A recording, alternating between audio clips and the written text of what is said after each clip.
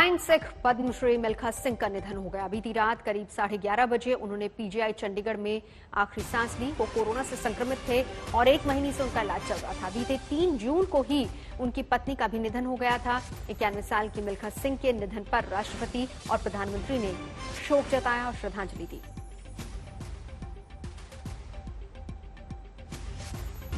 इक्यानवे साल की उम्र में मिल्खा सिंह का निधन। हालांकि बीच में खबर ऐसी भी आई कि वो ठीक हो गए हैं, लेकिन वापस बुखार और ऑक्सीजन लेवल कम होने की वजह से डॉक्टर्स की निगरानी में मिल्खा सिंह थे। चंडीगढ़ पीजीआई में उन्होंने आखिरी सांस ली। 91 साल की उम्र। कुछ ही दिन पहले कोरोना की वजह से ही उनकी पत्नी का भी निधन हो गया था। 1 महीने से कोरोना संक्रमित थे मिल्खा सिंह। फ्लाइंग सिख मिल्खा सिंह। और आज देश ही नहीं बल्कि पूरी दुनिया में उनको याद किया जा रहा है। लोग उनको अपनी तरह से श्रद्धांजलि दे रहे हैं। देश में पहली और दूसरी दोनों लहरों में कोरोना का सबसे भयावह रूप देखने को मिला है। 1,15,000 से ज्यादा लोगों की महाराष्ट्र में कोरोना की वजह से जान चली गई, लेकिन फिर भी लोग कोरोना गाइडलाइंस का पालन नहीं कर रहे। महाराष्ट्र कोविड टास्क फोर्स ने चेतावनी दी है कि अगर लोग नहीं संभले तो 2 से 4 हफ्ते में तीसरी लहर आ जाएगी। मुंबई के अंदर भीड़ की इस लापरवाही को देखकर कौन कहेगा कि यहाँ एक्सपर्ट्स 2 से 4 हफ्तों में तीसरी लहर आने की चेतावनी दे चुके हैं। वो तो मुंबई में अब तक 100% अनलॉकिंग भी नहीं हुई है, तब ये हाल है। मुंबई के भीड़ भरे बाजारों में बच्चों को बिना मास्क लगाए ले जाना क्या कोरोना को न्योता देना नहीं है? मुंबई के सबर्बन इलाके कांदिवली में इस वक्त हम मौजूद हैं। शहर में 100% अनलॉक नहीं हुआ है, तब ये हाल है। अब जरा आप सोचिए, जब 100% अनलॉक हो जाएगा तब क्या हाल होंगे। कोरोना के केसेस शहर में और आसपास कम तो हो रहे हैं। ऐसे में नागरिकों का कहना है कि उनको और ज्यादा रिलैक्सेशंस की जरूरत है। इंडस्ट्रीज कहती हैं उन्हें काम करने के लिए और ज्यादा समय चाहिए। जी हां, केसेस तो कम हो रहे हैं, लेकिन सिटीजन्स जैसे जैसे बाहर आ रहे हैं, शायद वो ये भूल रहे हैं कि खतरा अभी टला नहीं है।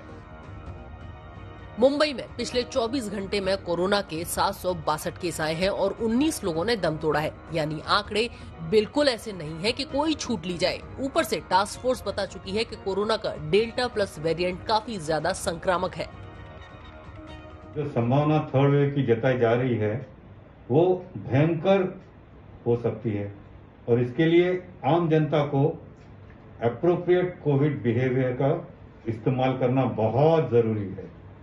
इसमें हाथ धोना, क्राउडेड प्लेसेस में न जाना, 1 मीटर की दूरी रखना, ये तो आ ही गया, लेकिन मास्क सबसे ज्यादा इंपॉर्टेंट है और हम तो रेकमेंड कर रहे हैं कि डबल मास्किंग होना बहुत जरूरी है।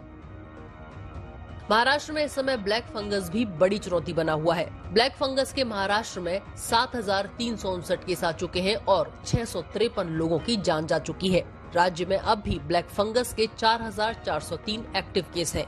मुंबई में ब्लैक फंगस की वजह से 3 बच्चों की एक आंख तक निकालनी पड़ी। बॉडी के जिस भी हिस्से में ब्लैक फंगस पहुंचता है उस हिस्से को काट कर अलग करना पड़ता है और बच्चों में ये स्थिति काफी चिंताजनक है। डॉक्टरों का मानना है कि आने वाले थर्ड वेव में भी ऐसे केसेस सामने आने की संभावना है। मुंबई से मुस्तफा शेख और पंकज उपाध्याय के साथ आज तक ब्यूरो। देश में कोरोना वैक्सीन की कमी को दूर करने के लिए केंद्र सरकार वैक्सीन खरीद की पूरी जिम्मेदारी अपने कंधों पर उठा चुकी है, लेकिन दूरदराज के जिन इलाकों में अभी तक सड़कें पहुंची ही नहीं है, वहां वैक्सीन पहुंचना अब भी एक बड़ा चैलेंज है। और इसी चुनौती से निपटने के लिए कई अफ्रीकी देशों में ड्रोन्स का इस्तेमाल हो रहा है। If you have to take the drone far away, then obviously you will lose sight contact with the drone, and therefore such kind of drone operations were not permitted. So for the first time, the Ministry of Civil Aviation, DGCA, have given clearance to Telangana to try out a pilot which is called Medicine from the Sky and take drones to far distance, where we can use drones to supply medicines, to supply, let us say, blood samples. And of course now, because vaccines have become important, we can try it out for vaccines also. देश के हर नागरिक तक vaccine पहुंचाने में drone कितने कारगर हो सकते हैं, ये कई अफ्रीकी देशों में साबित हुआ है।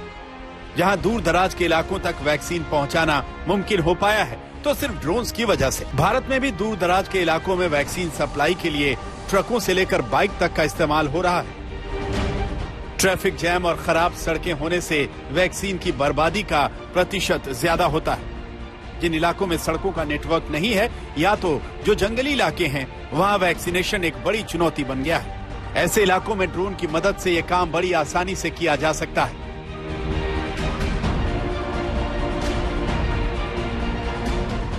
कर्नाटक और तेलंगाना सरकार पिछले साल से ही ड्रोन के इस्तेमाल पर काम कर रही है। उसी दौरान आईसीएमआर ने भी आईआईटी कानपुर के साथ मिलकर एक फिजिबिलिटी रिपोर्ट तैयार की है और देखा कि क्या ड्रोन से वैक्सीन सप्लाई मुमकिन है।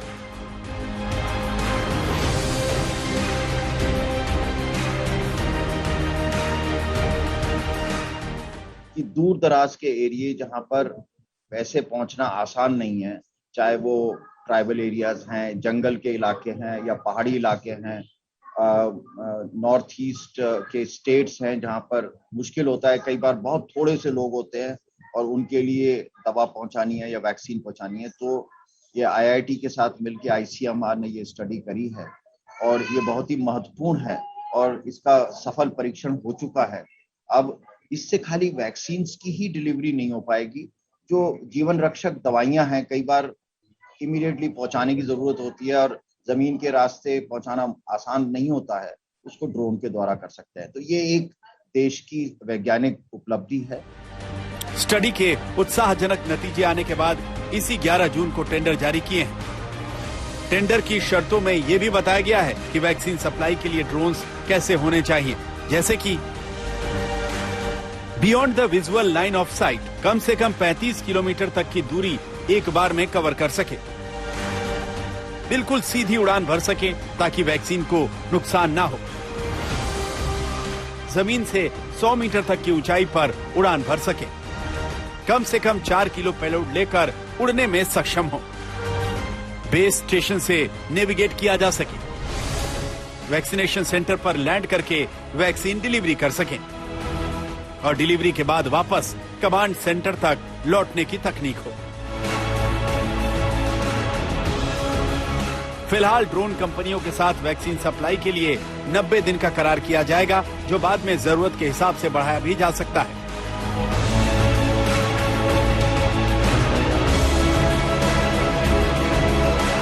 हमारे भारत में ऐसे कई इलाके हैं जो नियरेस्ट रोड हेड से 1, 2, 3 या कोई इलाका जो है 5-6 दिन के ट्रैकिंग के बाद आप पहुंचते हैं। ऐसे इलाके में मैं जा चुका हूं, ट्रैक कर चुका हूं। लेह लद्दाख में इतना नहीं है जितना नॉर्थ ईस्ट में है, अरुणाचल प्रदेश में और नागालैंड के कुछ इलाकों में, वहां पे ये बहुत काम आएगा।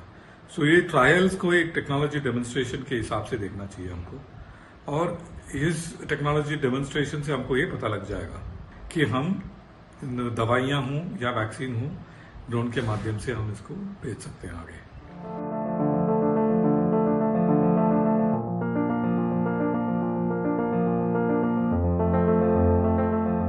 कई देशों में पहले से ही मेडिकल सप्लाई के लिए ड्रोन डिलीवरी नेटवर्क मौजूद है। अफ्रीकी देशों में ड्रोन से कोरोना वैक्सीन सप्लाई बेहद हिट हो चुकी है। भारत में ड्रोन से डिलीवरी की सर्विस कब शुरू होगी, ये कर्नाटक और तेलंगाना में चल रहे प्रयोगों पर निर्भर करता है। अगर सब ठीक रहा तो इस मॉनसून में ही वैक्सीन की ड्रोन डिलीवरी शुरू हो जाएगी। देश में वैक्सीनेशन को रफ्तार देने के लिए 2 चीजें अहम हैं, वैक्सीनेशन की उपलब्धता और वैक्सीन की सप्लाई। वैक्सीन की उपलब्धता के लिए केंद्र सरकार ने पहले ही फैसला ले लिया था और अब देश के दूर दराज और दुर्गम जंगली इलाकों तक वैक्सीन पहुंचाने में ड्रोन का इस्तेमाल एक क्रांतिकारी कदम साबित हो सकता है, जिसके लिए ट्रायल शुरू हो चुके हैं। दिल्ली से मंजीत नेगी और हैदराबाद से आशीष पांडे के साथ आज तक ब्यूरो।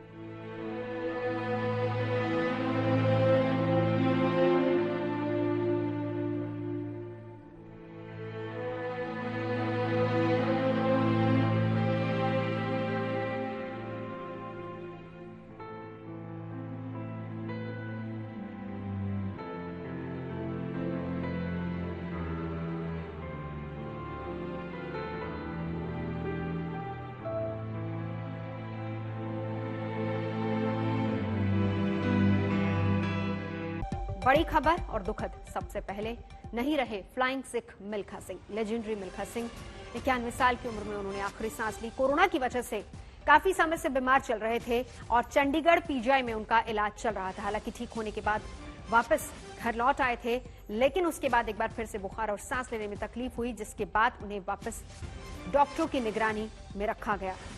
मिल्खा सिंह के निधन से मैं दुखी हूं, प्रधानमंत्री ने भी ट्वीट किया, शोक जताया। पंजाब के मुख्यमंत्री कैप्टन अमरिंदर सिंह ने भी ट्वीट करके शोक और श्रद्धांजलि उनको दी है। राष्ट्रपति रामनाथ कोविंद ने भी ट्वीट करके श्रद्धांजलि दी है। आज शाम 5 बजे मिल्खा सिंह का अंतिम संस्कार होगा। तमाम रिकॉर्ड्स उनके नाम। पाकिस्तान में जन्म हुआ, हिंदुस्तान में आखिरी सांस ली, लेकिन जो संघर्ष की कहानी है वो यकीनन सभी के लिए एक प्रेरणा है, क्योंकि पार्टीशन का दंश भी झेला, उसके बाद आर्मी में किस कदर उन्होंने सेवा दी और वहीं से फिर एथलेटिक्स का रास्ता चुना। 4 बार एशियन गोल्ड, 1958 में कॉमनवेल्थ में गोल्ड। मिल्खा सिंह के निधन से मेरा दिल दुखी है, दुख से भर गया है। उनके संघर्ष की कहानी और चरित्र की ताकत पीढ़ियों को प्रेरित करती रहेगी। उनके परिवार के सदस्यों और अनगिनत प्रशंसकों के प्रति मेरी गहरी संवेदना। राष्ट्रपति ने ट्वीट करके श्रद्धांजलि दी है मिल्खा सिंह को। प्रधानमंत्री ने लिखा, मिल्खा सिंह जी के निधन से हमने एक महान खिलाड़ी को खो दिया है, जिसने अनगिनत भारतीयों के दिल में एक विशेष स्थान बनाया। उनके प्रेरक व्यक्तित्व से ने उन्हें लाखों लोगों का प्रिय बना दिया। उनके निधन से आहत हूं, उनके परिवार और दुनिया भर के प्रशंसकों के प्रति मेरी संवेदना। यकीनन उनके पूरे जीवन का संघर्ष और कहानी किसी प्रेरणा से कम नहीं है। प्रधानमंत्री, राष्ट्रपति दोनों ने दुख जताया है। आज शाम 5 बजे अंतिम संस्कार होगा और हम आपको दिखा रहे हैं, प्रधानमंत्री ने भी ट्वीट करके श्रद्धांजलि दी है। दुनिया भर के प्रशंसकों के प्रति मेरी संवेदना, उनके परिवार और दुनिया भर के प्रशंसकों के प्रति मेरी संवेदना। 91 साल की उम्र, मिल्खा सिंह का निधन, और फ्लाइंग सिख उनको कहा जाता था।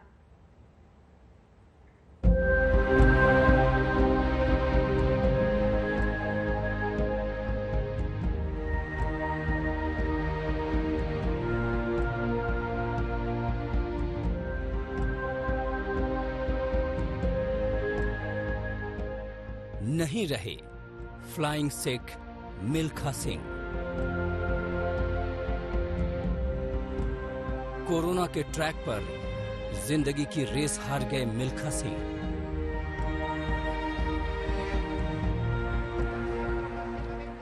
मिल्खा सिंह मतलब ख्वाब पूरा करने की जिद। मिल्खा सिंह मतलब जीत का जुनून। मिल्खा सिंह मतलब अनुशासन की वो किताब जिसका एक एक पन्ना पढ़कर जिंदगी के कई सबक सीखने को मिलते थे। अपने पैरों से इतिहास की इबारतें लिखने वाले मिल्खा सिंह नहीं रहे। करीब 1 महीने तक कोरोना से संघर्ष के बाद चंडीगढ़ के पीजीआई में उनका निधन हो गया। उनके निधन के साथ ही भारतीय एथलेटिक इतिहास का स्वर्णिम अध्याय समाप्त हो गया।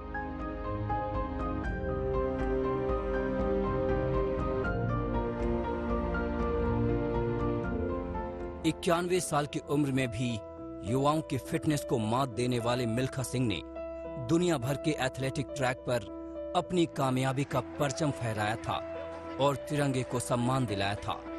वो हिंदुस्तान के पहले एथलीट थे जिन्होंने कॉमनवेल्थ गेम्स में गोल्ड मेडल जीता था। साल 1958 के एशियन गेम्स की 200 और 400 मीटर रेस में गोल्ड जीतने वाले मिल्खा सिंह ने 1960 के रोम ओलंपिक में चौथा पायदान हासिल किया था। ये पहला मौका था जब हिंदुस्तान का कोई एथलीट ओलंपिक के फाइनल में देश की नुमाइंदगी कर रहा था। उनके बनाए नेशनल रिकॉर्ड को 4 दशक तक कोई एथलीट छू तक नहीं पाया था। छरहरे बदन के मिल्खा सिंह में पदक जीतने की गजब की भूख थी। खाली पेट और नंगे पांव दौड़ते रहने की उनकी मजबूरी 1950 के दशक में उन्हें देश का जाना माना एथलीट बना चुकी थी। ये उनकी काबिलियत ही थी कि पाकिस्तान से शरणार्थी के तौर पर भारत आने वाले मिल्खा सिंह को बाद में पाकिस्तान ने अपने सिर आंखों पर बैठाया और 1960 में जनरल अयूब खान ने उन्हें फ्लाइंग सिख की उपाधि दी। उनके निधन की खबर मिलते ही उनके चाहने वालों में शोक की लहर दौड़ गई। मिल्खा सर के निधन के बारे में जानकर बहुत दिल को दुख लगा, अफसोस हुआ। हम जानते हैं कि उनकी कंट्रीब्यूशन देश के लिए बहुत ज़्यादा थी और स्पोर्ट्स में तो वो इस स्पोर्ट्स जगत के हीरे थे। और जब जब मुलाकात उनसे हुई, उन्होंने हमेशा आगे हमें बढ़ने के लिए प्रोत्साहित किया, आशीर्वाद दिया। थैंक यू सर, आपकी दुआएं, आशीर्वाद हमेशा मेरे साथ रहेंगे और मैं वाहिगुरु से यही प्रार्थना करता हूं कि आप जहां पर भी हो वहां से सबको आशीर्वाद देते रहें। It is a very sad day for Indian sport and my condolences to Jeev and the family. May Milkha ji's soul rest in eternal peace. प्रधानमंत्री नरेंद्र मोदी ने मिल्खा सिंह को श्रद्धांजलि देते हुए ट्वीट किया,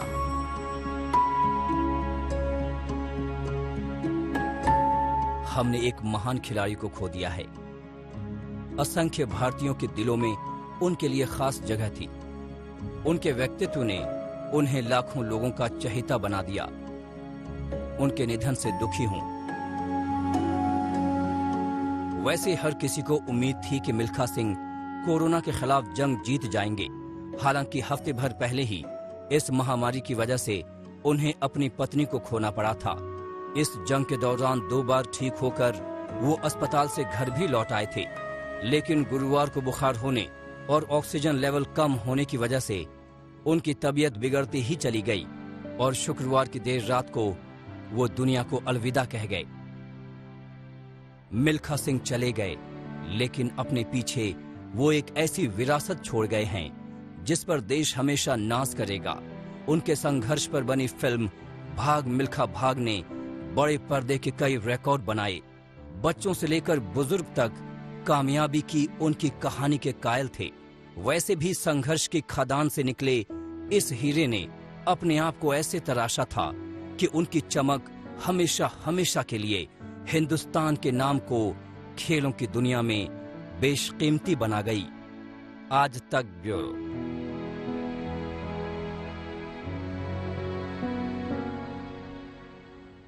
तो आज शाम 5 बजे मिल्खा सिंह का अंतिम संस्कार होगा, लेकिन दोपहर 3 बजे पार्थिव शरीर को अंतिम दर्शन के लिए रखा जाएगा चंडीगढ़ में। और इसके अलावा हम आपको ये भी बता दें कि ये 5 तस्वीरें, जिसमें न सिर्फ उनके संघर्ष भरे इतिहास बल्कि हिंदुस्तान को किस कदर उन्होंने उपलब्धियां दिलवाई, उसकी भी तस्वीरें। 5 दिन पहले ही पत्नी का भी निधन हुआ। 91 साल की उम्र में उनका निधन हो गया। राष्ट्रपति ने श्रद्धांजलि दी, प्रधानमंत्री ने श्रद्धांजलि दी और देश में लाखों प्रशंसक, न सिर्फ देश में, यहां पर दुनिया का जिक्र करना भी जरूरी है क्योंकि हिंदुस्तान ही नहीं बल्कि विदेशों में भी उनके कई प्रशंसक और राज नम आंखों के साथ उनको याद कर रहे हैं। सीधा चलेंगे, सत्येंद्र मेरे सहयोगी हमारे साथ इस वक्त चंडीगढ़ से ही मौजूद है। 3 बजे सत्येंद्र पार्थिव शरीर अंतिम दर्शन के लिए रखा जाएगा। एक एक पल, एक एक कहानी, एक एक किस्सा यकीनन संघर्ष भरा था, लेकिन मिसाल पूरी दुनिया के लिए, और बहुत कुछ सीखने को मिलता है उनके जीवन से भी। नवजोत, सबसे पहले तो ये जानकारी दे दूं कि 3 बजे उनका शव उनके घर सेक्टर 8 चंडीगढ़ में अंतिम दर्शनों के लिए रखा जाएगा। 5 बजे सेक्टर 25 के क्रीमेशन ग्राउंड में उनका अंतिम संस्कार किया जाएगा। इसके अलावा चंडीगढ़ के पुलिस के जो महानिदेशक हैं, डीजीपी हैं, वो उनके घर का निरीक्षण करेंगे क्योंकि उनके अंतिम दर्शनों के लिए, अंतिम संस्कार के लिए देश की जानी मानी पर्सनैलिटीज, बड़ी बड़ी हस्तियां यहां पर पहुंच सकती हैं क्योंकि जब उनका अंतिम संस्कार हुआ, देश के राष्ट्रपति से लेकर प्रधानमंत्री, गृह मंत्री और बॉलीवुड के जो जाने माने लोग हैं, उन्होंने सभी ने उनको श्रद्धांजलि दी है और उनका रिश्ता कहीं ना कहीं पूरे देशवासियों के साथ इस तरह का था कि हर कोई उनका अपना प्रेरणा स्रोत मानता था। और इतना ही नहीं कि उनको फ्लाइंग सिख का जो नाम दिया गया था वो हिंदुस्तान में नहीं बल्कि पाकिस्तान के राष्ट्रपति अयूब खान ने उनको पहली बार फ्लाइंग सिख कहा था। दुनिया के सबसे तेज दौड़ने वाले धावक खालिक, उन्होंने उसको पाकिस्तान में हराया था और उसको देखने के लिए पाकिस्तान के राष्ट्रपति से लेकर पूरा हिंदुस्तान कहीं ना कहीं जुटा हुआ था। उस समय टेलीविजन नहीं होते थे, पूरा हिंदुस्तान कहीं ना कहीं रेडियो पर उनकी वीर गाथा सुन रहा था। और जब खालिक को मिल्खा सिंह ने हराया तो अयूब खान ने खड़े होकर उनको सलामी दी थी और उन्होंने ही पहली बार उनका नाम मिल्खा सिंह फ्लाइंग सिख, दी फ्लाइंग सिख उनको कहकर पुकारा था। तब से लेकर अब तक उनको फ्लाइंग सिख के नाम से ही जाना जाता है और शायद आज उनकी ये अंतिम उड़ान थी जो उन्होंने अपने शहर चंडीगढ़ में भरी। और ये भी बता दूं कि 20 नवंबर 1929 में उनका जन्म पाकिस्तान के गोविंदपुरा में हुआ था और उसके बाद उन्होंने जब बंटवारे का दर्द सहा तो पूरी जिंदगी कहीं ना कहीं ऐसा लग रहा था कि दुखों में बीतेगी, लेकिन उन्होंने अपनी संघर्ष से, मेहनत से उन दुखों के पहाड़ को तोड़ा और भारतीय सेना को ज्वाइन किया और दौड़ की दुनिया में जो दौड़ उन्होंने लगाई, शायद उनका रिकॉर्ड कहीं ना कहीं एक इस तरीके का बन गया और उनकी जो जीवन है एक आदर्श, एक प्रेरणा स्रोत पूरे भारतीयों के लिए बन गई कि गरीबी को भी किस तरीके से मात दी जा सकती है। चंडीगढ़ में भी जब वो रहते थे बिल्कुल सहज होते थे, कभी भी किसी के साथ उनको गुस्सा करते हुए नहीं देखा गया। कोई भी उनके दरवाजे पर चला जाता था, हमें बहुत बार उनसे रूबरू होने का मौका मिला। जब भी उनसे हम बात करते थे तो वो सभी को बेटा कहकर बुलाते थे। और अपने अंतिम दिनों में भी नवजोत, उनका शेड्यूल ऐसा था कि सुबह उठते ही वो ग्राउंड पर चले जाते थे, तकरीबन 11 बजे के करीब वो घर आते थे और तब उनकी दिनचर्या शुरू होती थी। हमें जब भी उनको फोन करना होता, खेल से जुड़ी हुई, ओलंपिक की तैयारियों से जुड़ा हुआ कोई भी मसला होता, कोई भी इश्यू होता, हम उन्हें फोन करते तो सबसे पहले वो ये कहते थे कि मैं ग्राउंड में खड़ा हूँ, आप 11 बजे घर पे आ जाइए। तो कहीं ना कहीं उनका जीवन एक आदर्श था, एक प्रेरणा था, एक संघर्षों की कहानी थी जो लाखों करोड़ों लोगों को एक रास्ता दिखाता है। बिल्कुल।